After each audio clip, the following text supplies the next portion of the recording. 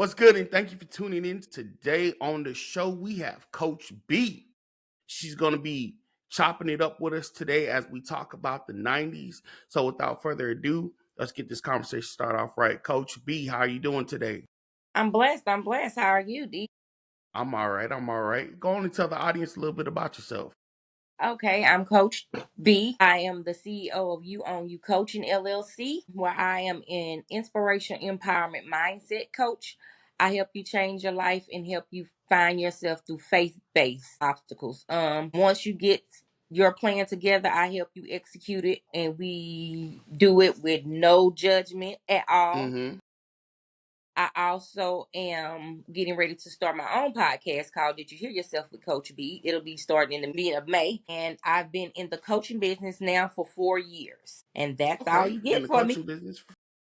All right. So faith-based. So I'm Southern Baptist. I'm not gonna lie. I'm Southern Baptist. I'm a Southern Baptist guy. Grew up in the church. So when you say faith based, so like more so word oriented, like using scriptures to Yes. kind of help guide along the path. Yes, I basically help you find your purpose, God's purpose, Mhm. your full Okay. God's purpose. You make a plan. I help you stop procrastinating. I help you stop doubting yourself, and I solely teach you how to find yourself in the basic instruction of the Bible, out of the Bible. Okay. All right. Cool. Cool. I didn't even think about that. I mean, well, not necessarily didn't think about that, but just in how you can use the Bible to find your purpose. And ladies and gentlemen, before I forget, let me introduce Mr. Corey Character Carter. What's He's good, back guys? on the show with us today. How you doing Okay. today, bro? Good, good, man. I'm sorry I'm late. Can you hear me You okay? kind of freezing up. You're freezing up, Corey. Okay, there we go. Okay, he's gonna join back in with us. So it's funny you said faith based because that's kind of where my first question was gonna be at. Okay. Um, and talking about and remembering the '90s and everything. One of the things that stuck out to me that's different in than this day and age or this time we're living in is I feel like the '90s where I grew up because I'm a '90s baby.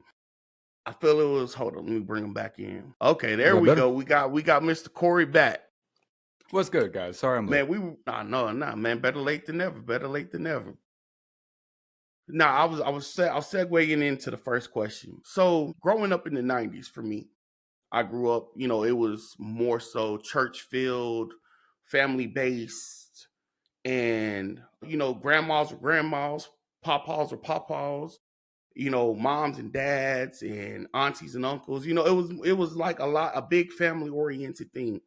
I don't really get that in this generation. What is y'all thoughts about it? Coach B, I'm gonna let you start it off. I strongly agree. I'm a 70s baby, so 78 baby. And it was more, say, family first. And back then, coming up in my era, it was the neighbors could get on to me. And when my Mm-hmm. mama came home, I got in trouble again. Like, it was more, I could talk to a child or scold a child, and the parent would understand the scolding. Nowadays, if you say something to somebody, Jerry, you might get it from the parent and the child. Like, Yeah, yeah. it's It'll ignite totally World War different. Three. Yes, it's totally different. And I remember riding bikes and playing Red Rover and Foursquare outside and hula hooping with my Yeah. friends. You know what I'm saying? And having to beat the street light home. And now it's Mm-hmm. like you don't even want your child to be out before even when the street light. Come on, just come on inside. Like it's nothing like it used to be. It is really different now. Yeah. I mean, I was just even thinking about just the whole like remembering Christmas time and Thanksgiving and Easter. Even Easter was a big Thing. family oriented. Yes. It was family, and I look at the '90s and I'm like, okay, let's really throw ourselves into the mindset of what was going on back there. So like, I say this a lot. I love history. I had my grandma on, so when my Mima was on, we were talking about when she was born to when the civil rights movement happened to today's time. So when we're looking at the 90s, you're looking at maybe civil rights was still in its 20 Yeah. years. Like it was still a new thing. It was still it hadn't even fully matured yet. You know, we say granted 21 is you're an adult, but are you really an adult at 21? I Right. mean, so rights hadn't even really came into its own yet. So you look at the 90s, you look at change, things were changing. I mean, from hip hop to church to the family. You know, now we're really getting into the whole of desegregation to where families are now interracial and and neighborhoods are interracial. So it's no longer just the black neighborhoods and the white neighborhoods and the Mexican neighborhoods. Now we're all integrated together. So the 90s, I feel like embodies that was that big melting pot of change happening around the time frame. I'm just thinking about it like, man, that's crazy. And so let me ask you, so when you if you were in the 70s, so that means you were well off into almost your adulthood going into the 90s, right? Like I said, I'm a 78 baby. I don't mind telling my age because I think I look good for my age. I'm 46. Work it, girl, Okay. work it. I'm 46, and I can say my generation, I have four children. Let me say this: I have four children and four grandkids. Mm-hmm. With my kids, it was granny them, granny them, granny them help raise the kids. Now, from 90s to now, it's the aunties and uncle them's raising the kids because granny them ain't doing it no more. Mm-hmm. Somewhere, I say somewhere between the 90s, the early we start burning that bridge of let grandma and them teach you Mm-hmm. how to raise your children to where we start saying, I ain't raising my kids like my mama and them raised me. I ain't doing it. I ain't doing it. My mama and them was too stern and my mama and them was this and they let the neighbors whoop me. And ooh, we should still be letting the neighbors whoop some of these children. Like Oh yeah, it I just definitely agree with it. left. Like the 90s was so family orientated. Even if it wasn't your family, you could go to the neighbor's house or around the corner and it still felt like you were going home. Like I'm Mm-hmm. going to Miss Jackie's house with my friend, but Miss Jackie treated me like I was her daughter. Um, Mm-hmm. you had neighbors. Mr. Larry will come get some of the boys and have them pick up grass and do this. You can't really get that now. It's Yeah, gone. If Mr. Larry tried to go get a slew of children, they might whoop Mr. Larry tail now, cause what you coming for? We ain't doing yeah. that. What you coming It's around no my kid for? structure. Yeah, yeah. Yeah, I what don't you know coming around you. my hood for? Your hood dirty. Miss Emma need her grass cut. Like back then, it was young men seeing yards need to be cut. Hey, Miss Emma, we outside cutting your grass. Miss Emma might come out with some Kool-Aid and some snacks because that's all she had. But it was Mm-hmm. a community back then. It was okay just to get those cookies and juice from Miss Emma because we cut her grass. Now, if you knock on the door and say, well, baby, I ain't got it. I got some cookies. They liable to cuss you out. That's all you got to give. It's not Yeah. the same. The So 90s, Corey, go ahead, Corey. no, no, finish. The No, 90s, I mean I hear what y'all are saying. I think what really played a huge part in that kind of dynamic changing is the advent of the internet and social media. Because for the first time ever, people were able to see the true light of generations that like kids could see what older people are actually like rather than just what the older people presented to the kids.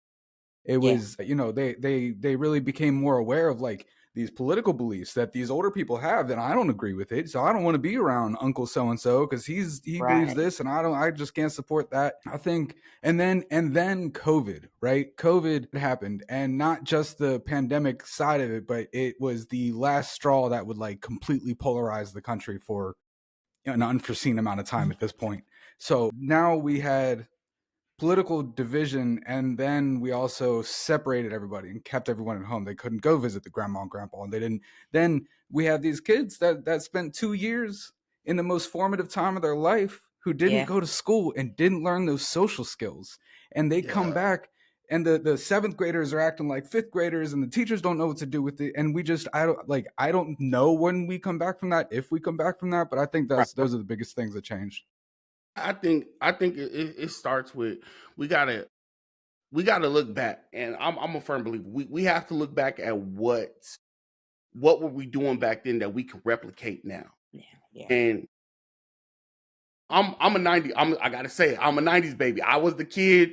The Sega Genesis was, where you had to blow in the Sega Genesis, hit it a couple of times, put it in the console. That was my generation. So I was part of that generation where grandma said, or hey, Nano, JoJo's gonna come into the house and we're gonna Play. jump on the Yes. game together. Well, does JoJo's parents know you No, over he's here? here. You over Right. here? Y'all better take off y'all shoes before you come in my house. Don't I was a 90s baby. Don't leave my door open. I ain't trying to cool off the whole neighborhood. So I agree with what you're saying, Corey, because I feel like the internet has played a major factor in the in I we've gotten to this point where we're now disconnecting from each other to reconnect to each other over the internet. Does Hmm. that make Absolutely, sense? absolutely. Like, I mean, we had our slang and our phrases and the things that the kids would say or whatever. But if you listen to these kids talk nowadays, they speak like they're speaking in comments that they're leaving on social media. Like, it Yes. sounds scripted when they talk. It really does. Like I'm gonna ask this question. I don't know if y'all remember. Like I was thinking about like just even the movies that we consumed back then. Like I was a big fan of Robin Williams. Robin Williams was like he's like my all time favorite actor. So like from Mrs. Doubtfire to to what he did, Hook, Flubber. Just looking at the movies of that generation, how he dressed it. Think about it. The man loved his kids so much in the movie to where he was willing to dress up as a woman, play the nanny, just to be a part of that Yeah. family, just to be a Yeah. part of his kids. And it's crazy because we don't have movies like that. We don't have nothing that shows the love of a father. I feel like we've gotten away from that. Yeah, just as much as the kid needs a mother's love, they need a father's love. Exactly. I feel like that's something that the '90s represented to the fullest. Men were teaching their boys, their daughters. They were teaching them how a man validated his daughter's womanhood and taught the boys how to be young men. Hmm. And I feel like, I'm gonna open up the floor to y'all. I feel like that's something that this generation is lacking totally. It's bits and pieces. They don't have it fully. What is y'all's thoughts? I mean, I think kind of like I was saying before, the dynamics are so different now, and especially like my generation when we had kids I'm sorry, Coach B. Okay, so like she was saying, I didn't raise my daughter like my parents raised me or whatever, and I don't think that there was anything wrong with the way that they raised me. I was just raising her in a different world, and I really like the first of all, the movies that are being made today are sequels and remakes, but it's not about the mass appeal, right? Like it has to be bigger. That we're not into stories like Mrs. Doubtfire, a good, well told, well delivered story. We want effects, we want explosions, we want drama, we want screaming, we want that. We no Yeah. one wants to just watch Fights. a simple story that's delivered well by and also we don't got another Robin Williams. There'll be another, never be another Robin. Nah, there won't. There won't. What were you saying, Miss B? I I would say this generation has no privacy. And when you have no privacy, you have nothing but mess, drama, anything that can come with not having any privacy. I feel like social media and all of these Instagram snap, you can go anywhere and tell a story. And for this new generation, it's if I can just get that one out, if I can do something Mm, somebody hasn't done or make somebody laugh like nobody else laughed, then I'll be the next icon. Nobody wants to just be themselves anymore. They just want that one hit wonder. And see, us back then, we were trying to be the Michael Jacksons. We were trying to be the new additions. Like you get all your homeboys and let's sing Candy Girl yes. to the girl at school. And let's now it's Yeah. I'm gonna do it by myself. Let me go on social media. see who did what, and let me see if I can do it 10 times better just because. For us, it was fun to do it. Like, it wasn't just because it was, I want to do this. Hey, I want somebody to Yeah, see it. yeah, And, yeah. and now it's just like, girl, go on Snapchat or go to TikTok. You can learn it over there and you can do it better and you can get your money. I feel like they just took privacy away from children to enjoy themselves. So it's no more Hmm. enjoying. You don't enjoy being a kid no more. You just want to do stuff. I just want to do this because everybody else is doing it. For us, it was like, hey, can the dudes spend the night, mom? We want to play X, Y, and Z. We're gonna go in the room and do this for the talent show. Like, talent shows now is TikTok. You can go watch talent show all day long and it'd be like, yeah, I Yeah, like that that one. No, that I is don't like true. that one. Swipe left, swipe right. But for us, you had to get a crowd. You had to make a crowd. Like, if you wanted to be popular, you had to kind of do a little homework about it. Like, okay, let me do this X, Y, Z. And now I'm trying to become that popular kid, that cool kid. And now anybody can be cool. Anybody can be popular.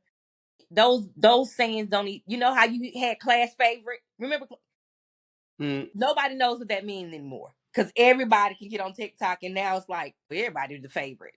Little small things that we had in school, like talent shows. We had drama club. We had, choir. You had so many different things that were kind of private until it was supposed to be public. And now everything mm. is just public. That is just overwhelming for me. I'm It like, takes, yeah, it takes away from the surprise of yeah, anything. I of mean, anything. that brings me to my next question, because like, man, I feel like you're in my head, Coach B. Because like I was gonna say, let's look at the music. Like I'm gonna try not to get up here and dance and embarrass myself, but man, I remember. Let me. I guess let me rephrase it to this question. I fell in love with music when I was a kid. I saw the Dirty Diana, Michael Jackson's Dirty Diana music video. Like, at that moment, it was like the bells went off and heaven opened up, and it was like, and I was like, I want to do this. This is what I want to do. Like, Right. I want to be this guy. And then going into Michael Jackson and Janet Jackson's Scream video, I was like, oh my God, like this is stuff that I want to do. I remember getting with my cousins, and before we went to Yeah. kids night at the skating ring, hey, we gotta get our steps down. We gotta get our moves down. We can't just go in there looking any kind of crazy. I don't know. Did y'all have similar experiences like that during the '90s, or was I the only one? No, absolutely, bro. Music was so different. It was like, and also my favorite, the thing I miss most about that time is, in order to be a very popular artist, you had to be unique. Your voice had to be different than most. You had Yes. to have some part of your style, your music that was not like the others. And now Mm-hmm. it's a complete reversal on that end. And for me personally, honestly, like, I grew up listening to oldies. Like, my parents never listened to new music. I did not listen to new music in the 90s. I grew up on Motown, 60s, 70s. Like, the first concert I ever went to was the Temptations, man. Like, I had that moment like you had with Michael Jackson when I found the Temptations, bro. I was obsessed. But so the like I don't have like a lot of memories of like the current artists of the 90s, but it was just a whole different vibe. It was happier. It was and you needed talent and uniqueness. And Coach B. and for me, it was the '90s R&B. Like, you can't take the R&B out of the '90s. You can't. Nowhere around it. But now, this age, I don't understand now song on the radio. I literally be like, what did they just say? Am I supposed to be Mm-hmm. listening to the beat or the words? Because the beat and the words sound alike. It's a whole lot of gangsterhood. I don't understand it. Poetry is what I call it, because it's not rap. It's not. I don't know, but you don't have R&B in. I mean, you have some. You can dibble and dabble, but back then you could go in your room and make you a hot mixtape and hit record your little song before your voice mail. But now it's like, I don't want none of this mess on my phone. Yeah, yeah. I can I can adapt to the music, but I'm just like, I'm an R&B girl to the death of me. And give me some old school. Like, my dad and mom played Jodeci. spades in the house, and we had to stay in the room. So you give me some of their music and keep me in the '90s. I'm perfectly fine. This 2000 stuff, they can have it. And Man, also, so much revolutionary music was made in the '90s, like from yes. Yes. from NWA and them, like, and also they took gangster rap, like when NWA was formed, it was reality rap, right? Like they weren't Mm, trying Yeah. to glorify a gangster life. They were just saying this is what our everyday life is like, and it sucks. And we're trying to do this so that we don't have to be here anymore. And they've taken this style of music and just glorified everything that they were trying to get away from. And then we have gangster rap and everything that formed, and then we have Nirvana, and we have alternative music that ends up coming on in the 2000s. You know what I mean? Like we were breaking through the mold with everything we did in the 90s, and now they're just Yeah. they're just piling on the mold. They're just making mm. the mold thicker and thicker, thicker. Like you Yeah. got to think about it. I Stronger. mean, boys in the Hood was to me it's a masterpiece. Like big ups to 100%. Ice Cube, Cuba Gooding Jr., Horace Chestnut, all them, man. Big ups to embody what it was like growing up in that time frame in that movie. That movie was like I still cry every now and then when I watch it. And I mean, everybody knows the line, Ricky. Everybody knows that line, and it's crazy because I mean, Corey, you said it best. They weren't they weren't trying to glorify their life. They were just singing about their reality. Hey, this is what it's Yeah. like for us, and we're putting it in song. and You and know, that wasn't as well known. They brought it to light. You know what I mean? Like coming from a white kid in a middle class family, I wouldn't have known about what Compton was like if I hadn't heard that music. yeah, Exactly. oh yeah, and And then the then in the crazy thing 90s, is, we had the women rappers. Like the women rappers yes, really came out and was like Queen Latifah, MC Light. They made us Salt and Pepper. They made you want to be Mm. like, okay, I can do this. I can push it good and I can, UNIT Wyatt. Like now you yeah, have these women rappers, if that's what we're gonna call them. And it's just like, right. It's like, like whoa, I don't want to rap it's like crazy this. because my first experience of Queen Latifah wasn't her rapping. It wasn't Set It Off. I thought Queen Latifah was for the life of me, I grew up my whole life not knowing she was lesbian. I thought she was straight because I saw her on Living Single, Yep. and My I thought she was like. I'm not gonna lie, I love my black women. Like she still is beautiful to me. I was like, yo, like I couldn't live in the house with all them beautiful women. Like I don't know what I would do. I would lose my mind. But you know what I'm saying? Like it's crazy because I feel like the '90s cultures were just they everybody was learning from everybody's culture. That there was no shame yes. of hey your culture or the next culture. Hey, we were embodied. Even country music. I mean, think about it. Whitney Houston was at her prime in the '90s, and one of her hit songs was Dolly Parton's song, I Will Pardons. Always Love You. And we know that song from The Bodyguard. And I mean, like, you got to think about it. We were crossing genres. You had Run DMC, and I believe it was, I'm about to chop, Yeah. Aerosmith? Yeah. Yeah. No, okay, it was Run DMC and Aerosmith.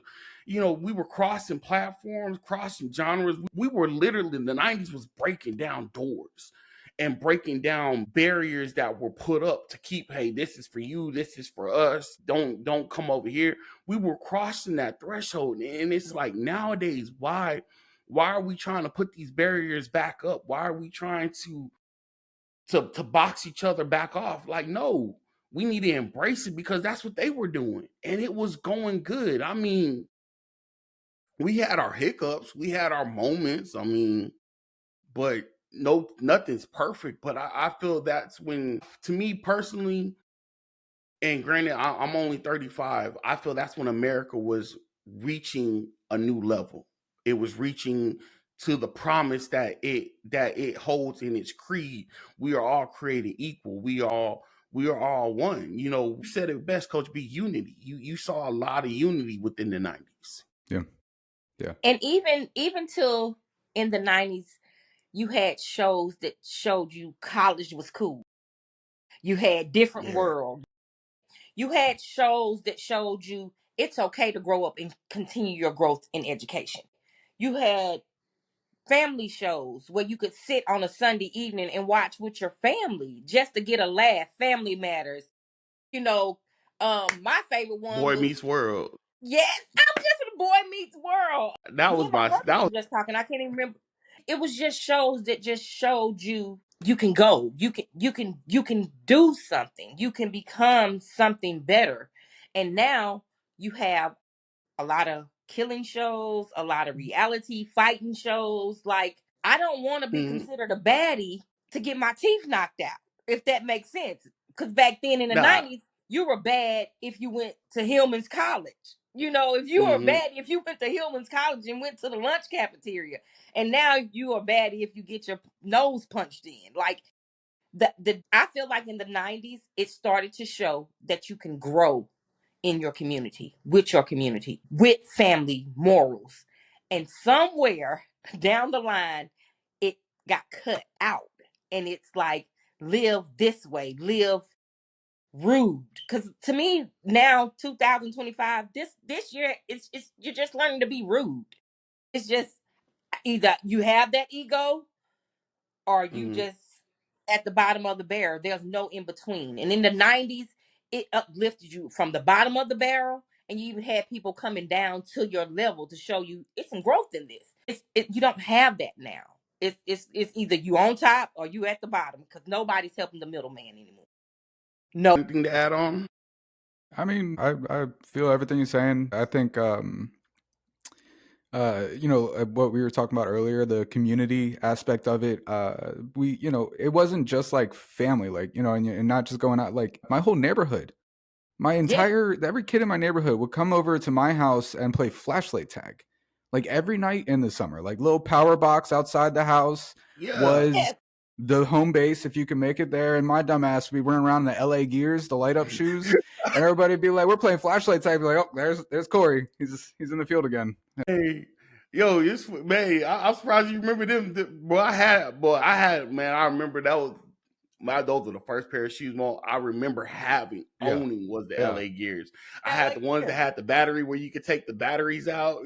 You were a bad boy if you had them light Yep. up shoes. Right. Went from those to the Nikes that had the big air on the British side. Knight. Talk Yeah. about, like, it just said the AIR right down the thing, like letters. That's damn big, bro. Like, my brother had the blue and white ones. I had the black and white ones. I'll never forget. Man, I had the pumps. I don't know if y'all remember the pumps. I had the Reebok pumps. pumps. Yes, the basketball. Yeah, man. I'm telling you, like, even in the '90s, like, that was even sports was different. Like, and I understand they put a lot of rules in place because people have gotten hurt or seriously injured, which I understand. Hey, we gotta, the safety culture has to evolve, but I feel the drive and the hunger that was there back then.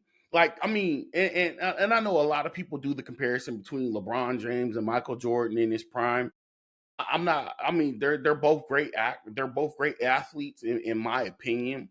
But given that I'm a '90s kid, I gear more towards MJ in his prime and the Bulls of '92, '93, and that genre, because I feel like that they played that they you could get elbowed and it wouldn't be. They would just keep going. Nowadays, you touch them the wrong way and it technical foul, technical foul. Like, come on, man. Y'all got to toughen up just a little bit. We play rougher in the streets. I think a huge thing that's made sports different. Go ahead. Go ahead. Even back then, we used to have block parties. Do y'all remember the block parties? Like, all the Yes, neighborhood would come, and you block off the street, and you got everybody bringing something to the block party. Like, who wants to throw a block party now? I'm just being honest. Like, you be too scared to even go on your block, because it was just, back then it was more peaceful. Like, it just peaceful. Like, we didn't have to worry about somebody pulling out their camera trying to get the light of the night, or film me because I'm finna act up, or it was just, hey, come to the block party, come over, come over. It's just different now. It's really different. Yeah. what were you And saying, Corey? so I think one of the biggest differences with like professional sports then and today is, like, sometime in the 2000s, a lot of very hardcore like clinics opened up to train children and in the most professional way. You have kids, and if you come from enough money, those your parents are paying $10,000 a year for you to go to this facility and be trained like Major League Baseball players are trained, and you're trained that way from 6 years old. Like LeBron came up at a time when it was like there was a push to really get these kids to a professional level as early as possible. I mean, I was thinking about him. You remember when he was in college, there was like a big scandal about they gave him a damn Hummer. Yep. The coaches gave him a Hummer, and he got in all sorts of trouble for that. And like I remember watching that, and this was before LeBron was LeBron. Like he was just a college basketball player, and I remember thinking like, this poor kid, bro. Like they're raining everything down on him. He's 18 years old in college. How's he supposed to say no to a Hummer H2, a brand new yellow H2? Like, come on now, who's But say he no had to that? like, there's more perks. Like, it's more intentional to train these people to be super athletes, and LeBron is a super athlete. There's no question. No question about that. Yeah. Oh yeah, definitely. I mean, I don't like the team he's playing for. If he would go to a different team, maybe LeBron, I would support you more. But I mean, being that you're on the Lakers, hey, we're not going to talk about that. I'm sure he'll hear that and make that change for you, bro. I doubt it. It's okay. It doesn't stop his money, you know what I'm saying? But nah, I mean, I just go back to just thinking about just a lot of the things that for me that transpired in the 90s. Like my nana's house was just how you said, Corey, the kids would come over to your house. My nana's house was the focal point. I had this one kid, his name was JoJo, and we would get into a fight and be friends the next day. Like we would fight, then we'll go play. We would go play together. Then we'll get into a fight again, and then we'll go play together. And it was just like it was an off and on friendship. But then it just ultimately, hey, that's my friend. That's my buddy. Like don't mess with him. He's part of us. Only we can mess with him. Right. And remember the catalogs back in the Toys R Us catalog, the J.C. Penney book catalog? Yes. You would circle stuff. Like, I'm getting that. I got to be good because I'm getting that. I got to show mom. The kids don't even get that excitement now. Like, they don't have nothing to look forward to. Go look, see if they got it on Amazon. And it's just like, no. Yep. Flip the page. Let's go to Nana because I know she got that J.C. Penney catalog over there waiting us to show her what we want for Christmas, or the Toys R Us that comes in the mail right before Christmas. Like all the memorable moments are gone. These parents now just tell their kids, go to Amazon, go see if it's on TikTok. Go like it's no calling the number for the time or the weather. Yeah, man. Like I'm telling you, I know in Corpus Christi, man, we had the Corpus Christi Caller Times, and my mom would get the newspaper every day, and every day we would go on there, and I'm over there. Okay, mom, Spider-Man comes on at this time. X-Men comes on at this time. Man, Saturday morning cartoons, bro. Saturday morning, it's over with. It's over with. Like, don't even the parents, the grandparents, everybody knew. And at my nana's house, and even at my mom's house, we had it was a rule. Okay, y'all got the TV. Y'all can watch all your Saturday cartoons, but after the cartoons are over, it's time to clean up my house. Don't leave this house. Don't walk out this door until this house is clean. And my nana, oh my God. My nana, she brought out the pledge. So you weren't just cleaning, you were dusting. You had window shades, let the windows up, baseboards. Don't play clean mean clean. It does not mean pick up. Everything smells like lemon. Everything. Yo, I told myself, I said, man, I'm not gonna do this. But y'all remember the commercials of the 90s? Yeah. Man, look, I know I told you I wasn't gonna sing, but I know we all remember the catalog, the Frosted Flakes commercial that, hey Tony, I like the things you do. Hey Tony, yo. Like that stuff made you want to go eat some Frosted Flakes just to sing the song. Bro, there was a commercial. My favorite commercial was Mikey. He likes it. The little boy that didn't want to eat it, he likes it. I don't know why this commercial. It was a commercial for an Isuzu rodeo, right? Uh, And I don't know why I remember this, but it's like it was a song, and it was like what goes downstairs alone or in pairs that he even goes off road. A thing, a wonderful thing. Everyone knows it's amigo, amigo. Like I don't know, like that song. I've literally never had like a moment in my life where that's not in my head. It's always somewhere in the back of my mind. It just playing on repeat. yo, like I think Child's Play came out in the '90s, right? So my aunt bought my cousin the black version of the Chucky doll, and it had the black curly hair, and like it was the My Buddy, the whole My Buddy thing. Bro, my buddies, man. Hey man, I would not for the My life of buddy, me. I my would not. buddy. I would tell my cousin like, "Hey, bro, get that thing out of here. I don't want it in here while I'm asleep." Those things were terrifying, man. Those things were terrifying. Mine was Teddy Ruxpin. Man, I love the Teddy Ruxpin where you can stick the tape in front of him and close it. Oh, that was my guy. mm, I'm telling you, man, just when you look at just the whole aspect of from today's TV shows to now, it's like, yo, even the commercials we had were entertaining. Like every Christmas, I remember the Campbell soup commercial. Like I didn't like the tomatoes Campbell soup, but I knew I was gonna see the weather outside is frightful and see that little boy in the snowman, and he was gonna walk inside and his mom was gonna give him a bowl of tomatoes Campbell soup, and all the snow and stuff was gonna melt off of him, and he would just do I that. know what you're talking about. I know exactly what you're talking about. That's yep. I'm telling you, man, like the commercials, the TV shows, everything was just. And I'm not saying it's better. I'm not gonna say that. I'm gonna just say it was different. It gave you that homier feel, that vibe. Mm-hmm. I mean, even the cartoons, like now the '90s was big for the cartoons. Like, Oh, I yeah. mean, Rocco's Modern Life, you had the Wild Thornberries, Rugrats, all that, Nick at Night, Keenan and Kel. Like you had TV shows for days with the '90s, and it's like, yo, where did they go? Where did they disappear to? Like, why? My kids try to watch Rugrats now, and they're like, "Hey, yeah, Dad, we watch Rugrats." I'm like, "Yeah, y'all didn't watch. You don't know nothing about the damn Rugrats. Y'all don't know nothing about them Rugrats." Shoot, Facts, man. It's like, and every show was so iconic. You know what I mean? And yes. also, when the hell did anime get so popular? I don't know when that happened, but Honestly, so I will get in preparing for this. I did a little bit of research. Dragon Ball Z came out in '89, right. and then it became big. The US picked it up in '95. So I want to say '95 is when that, and among other anime It shows, it started was, hitting mainstream. Like Pokemon, I think was around the same time. yeah, when it started becoming something big. But what really helped Pokemon sell was the Nintendo.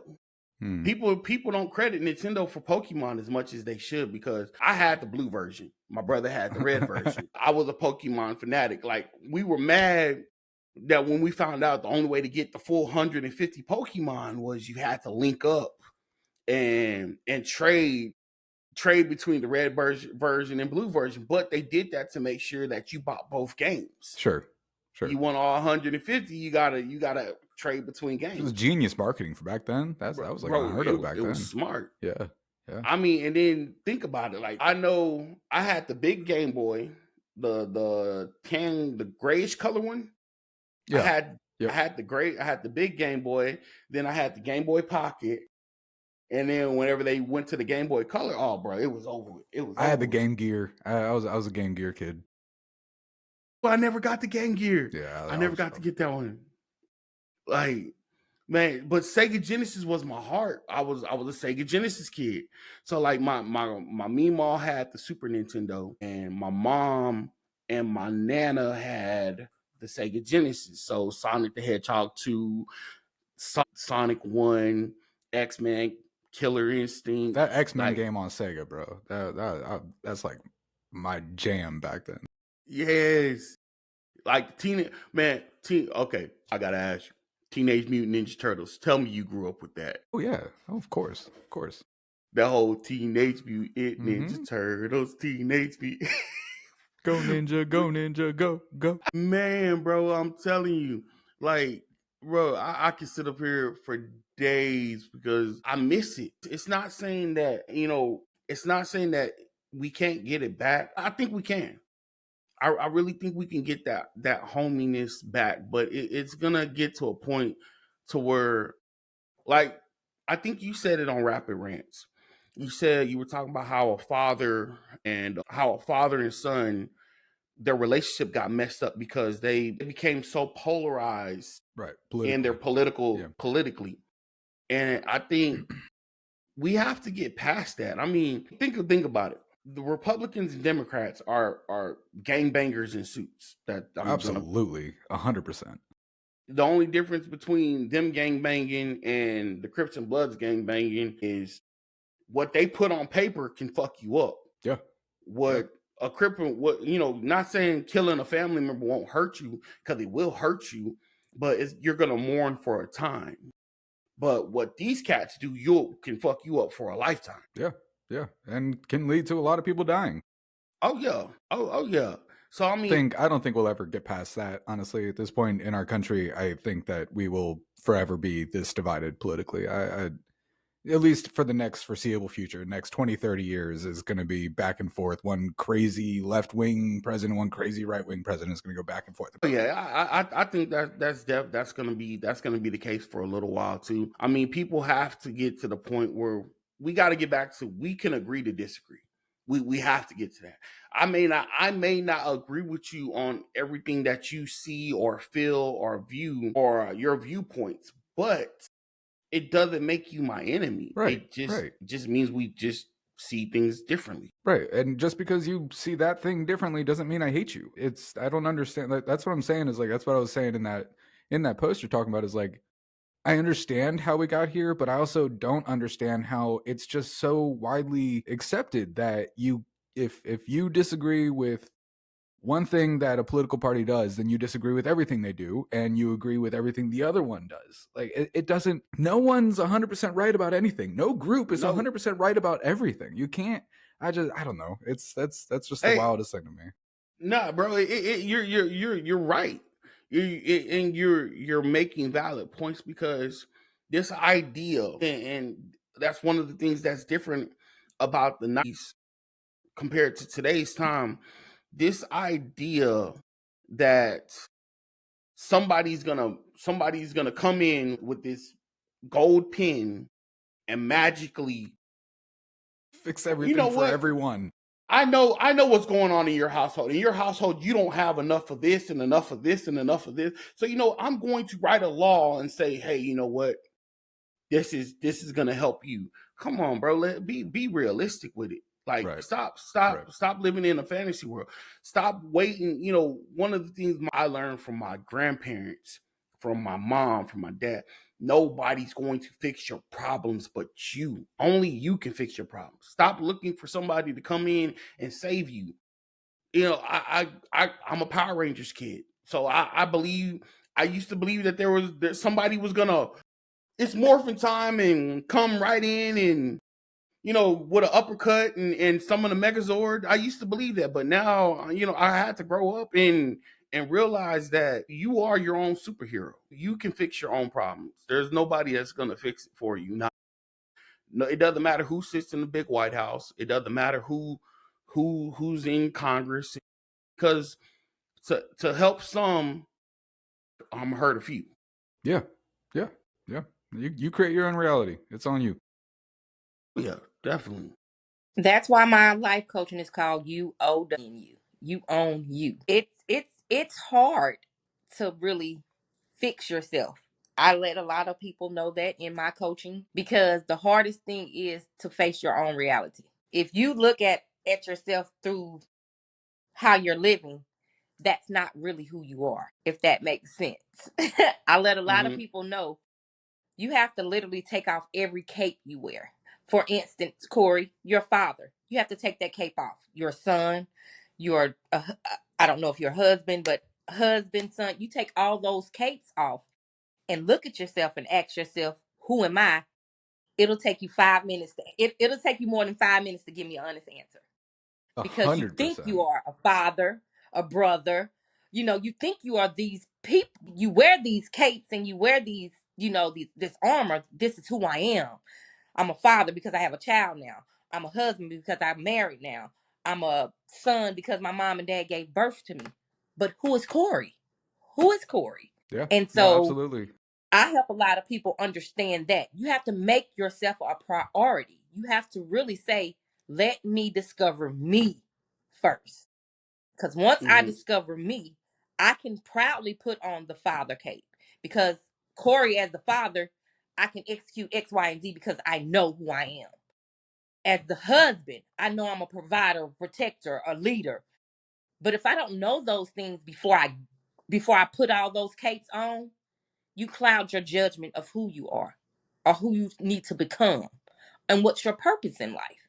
So I let a lot of people know, don't go out there looking to be who you are. Learn who you are first. Then you can become whoever the hell you want to become. But if I don't know who I am, I can let the world dictate who I am. Or I can just wear the capes of who I think I am. I think I'm a good dad. I think I'm a good husband, you know. So it's real hard to tear down the barriers of really owning up to who you are, because fear, doubt, depression, a lot of things wear in on you wearing just the basic normal life suit. And I call it a life suit. But when you take off all those jackets that you got on holding you up, your ass will drown because you never knew who you was. Yeah. No, that makes No, sense. that makes perfect sense. I mean, we got you have a lot of, and I'm speaking for myself. There's a lot of veterans out there that when we transition from the military to civilian world, a Mm-hmm. lot of us get lost in I don't want to say lost in the sauce, but we get lost on Who am I? who are we? Because now I don't have the accolades anymore. I don't have Mm-hmm. this. I don't have the uniform where I walk into a room and everybody's like, I don't have that anymore. Huh? I don't have it to where I instantaneously get that respect. Now I have to tell I'm a veteran. So that way they can be like, oh yeah, okay, good job. Hey, we appreciate it. So no, what you said, Coach B, that hits home for a lot of people. Yeah. Who No, are you outside of the descriptions? I was about to chop that up. And for me, I It's had funny because go I ahead, had Corey. a moment similar to what you're talking about, Coach B. Long story short, I was in a very toxic relationship for 15 years, right? And I wasn't able to do anything by myself or I wasn't able to make real decisions about myself. Got out of that relationship, and I realized about the first day without her, I was like, okay, what do I like to do? And then I realized I, I don't know. I don't I don't know what I enjoy doing. What do I want to do, right? I have no clue. Yeah. Like, I just started trying new things. I tried Yeah. picking up skateboarding. That shouldn't have happened at 32 years old. So I was Yo, don't feel bad, Corey. I tried picking up skateboarding too, and that I thought I was gonna be on the Tony Hawk's game, and yeah, that just I never I'm not a made it. skateboarder. No, it's not my wheelhouse. I tried scootering, I tried rollerblading, yeah, all those things just didn't work. But Biking, yeah. it's a struggle. I had to do it. Becoming a life coach, you really have to life coach yourself, or even get a life coach. I tell a lot of people, life coaches aren't therapists. We don't just sit and allow you to tell us your problems and we write you a prescription and give it to you. We are really like a teacher. We are someone that helps you sit down, plan your goals, and we make you execute them. We hold you up. Accountability is key with life coaches. If you tell me you're going to do it, then you're going to get sick of me until you do it. That's what a life Mhm. coach is. And like I told you, D, I'm faith based. So I automatically go to the Bible and let you know this is why you're supposed to do what you're doing, because God called you to Mhm. do so. And a lot of people don't understand, if you don't change your mindset in the game of it, then nothing will change. I can tell you all day to do, and I give like little exams, I call them. I'll give like Mhm. one of my clients, and I'll tell them for 10 days straight, brush your teeth at 7:30. Even if you get back in the bed, get up and brush your teeth at 7:30. Mhm. You start off real small with a mindset change. That's first your first Mm-hmm. mindset change is every day at 7:30 I got up and brushed my teeth for 10 days straight. Now those 10 days lead to 30 days. And then we'll go on to something bigger. Okay. If you did that at 7:30, why don't put your clothes on at 9? I don't care if you go back later in the bed. Like I always say you can go lay back in the bed because I'm lazy. That's one of my things. You can go back later. You go back lay down. You start off slow, changing your mindset before you build big goals of set goals. I tell people that because if you start off big, if you say this week I am gonna crush this X, Y, and Z all week long, and the first time you don't do it, your mind completely shuts down that you're even trying to change your mind because it goes right back to your norm. So if you start off Mm-hmm. real small, even if it's just getting up, flicking the lights twice, and get back in the bed at a certain time, when your mind starts seeing you do small mindset things that you haven't done, opens your brain to get ready for the big sets of mind changing. Meaning, I no longer want to do this. So because I've already mastered knowing I can do this, my mind is ready for the boom. I didn't do it. I got it. So Yeah. I always tell people don't set yourself up for just goals because goals, I can easily say, I want to get a house next year before January. That's my goal. But if Mm-hmm. I hadn't trained my mindset to focus on how I'm going to get that house, or how I'm going to make plans to put financial means up for the house next year, the same time I'm be saying, I want another house. I'm going to get the house next year because I ain't get it this year because you didn't have your mind to set to follow that goal. So mindset is everything. And that's why when you said, let's talk about the 90s for me, it was a mindset thing. We had culture, we had values, we had TV shows. The first TV show ever that they made about aliens, if y'all can remember, was Alf. It was the cutest, funniest little puppet, Yes. and he was from outer space. Yes. I remember. I remember that. I remember He that. was that's what they gave us first. He was funny. He was in a whole family. It was a whole family, and they found this alien, and he was the coolest little creature. But it had Mm-hmm. you. Oh my God! Then Family Matters. Whole family, one nerd got on everybody nerve. Urkel got on everybody Mm-hmm. nerve. But hey, it was a guy that, hey, I might want to see if I want to go to the nerd class and find me an Urkel. I need an Urkel on my team. Like it made your mind wonder. The noise made your mind wonder. It opened your mind to different things. Now in the thousands, because we have all of this social media, you don't have time to think about or be like, oh, I wonder if they really is aliens out there. Oh, they making all these ads. You don't nothing has you to transfer your mind into thinking about being or doing better. So I try to bring it back to the norm, to your books and your reading. Hey, crossword puzzles was a thing. All in the newspaper. They used to have them in the Yeah. newspaper. Yeah. Matter of fact, if you took a road trip, you had a crossword puzzle or a Crossword Sudoku puzzle book. puzzle. What? Or you did the tags.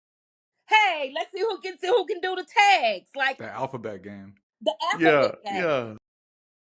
And I tell everybody, if you think about it, it all had to do with mind issues. Everybody wanted to do something with the mind. They wanted to make their mind better. They wanted to broaden their horizons. And now it's, oh, let me Google it. I'll write it for me.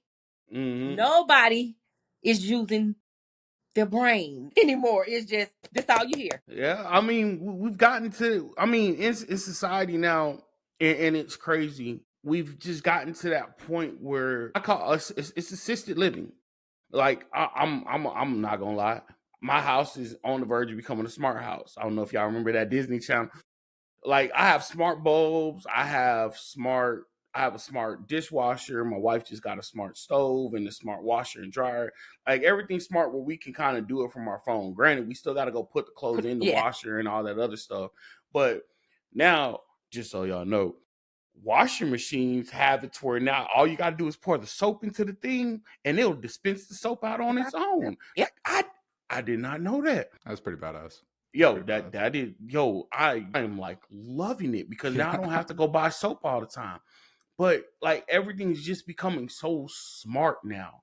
to where you don't have to think as much. You don't have to think as hard. You don't that the amount of brain power that was required back then is not required Quiet now. now.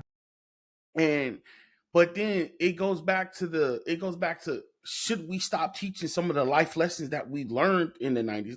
TV shows to movies, parent to the lessons that I learned from my parents and grandparents. I learned something. There was always something being learned. And nowadays it's what are you learning? What are What are you you soaking learning? in? How are Yep. you how do you fit into your environment, or does your environment fit into you? Are you a product of your environment, or is your environment a product of you? Yeah. These are questions that got to be answered. I could say I am a product of the environment my parents set up. They set up a loving, nurturing environment. So that is what was incorporated and instilled in me. God fearing, that's who I am. So these kids nowadays, what is your environment? What is your surroundings? What do you soak up on a day-to-day base? And sadly, it is social media. Yeah. Yeah. That's it. That's all. Yep. And they decide what shows they do want to watch from what they see on social media. Yes, on social media. Hmm. True statement. Well, I'm sorry, Mr. Coach B, you got it. I was just saying it was crazy. I'm listening to Corey. I mean, he hit it on the head. It's crazy that that's it. That's all. That's all they can give you. And it's funny because I asked a group of girls, I said, hey, y'all, have y'all ever played Heads Up 7 Up? And they was like, Miss Brandy, what is that? I was like, you put your head down, you hold your thumb up. And somebody goes around the room, and if they touch your thumb, you put your thumb down, but you have to guess. And they was like, that's weird. I said, well, have any of y'all ever played um what is it called? I can't even think of it now. But it was a lot of my childhood games that I just asked, have they ever played it? And they were Foursquare. just looking at me like I was a dinosaur. And I'm like, I ain't that old. I ain't even 50 yet. So don't do me. Like, these are like, if they're These, not these playing it on their phone, it makes no sense to them. Like, what? You can play an outside game? That's a game? like I taught my kids how to play tetherball. And when my daughter sees this, she would be remiss. She would literally put a comment if I don't tell the story of how I taught her dodgeball. Now, mind you, she was about 2 or 3, and it didn't dawn on me. I threw the ball at her. She dodged it. I'm like, good job, baby, good job. I said, now you got to get the ball and throw it back at daddy. So she grabbed the ball and she threw it back at me. And so it went good for a little bit, right? And then forgetting I'm playing with a kid, I threw the ball and I accidentally popped her in the face. So to this day, my daughter won't play dodgeball with me ever again. But I say that because I tried to make sure my kids had a life outside of these phones. Like, Yeah. it's so, even now promoting the podcast, doing this podcast, and Corey, you can testify to it.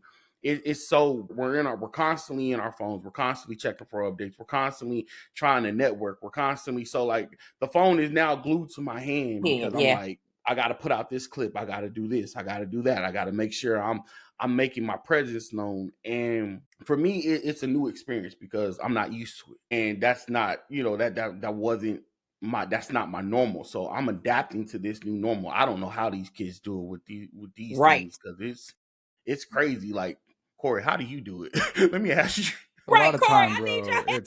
It's a lot of time. It's but like, because like the thing is with both of what we do, social media has become a job.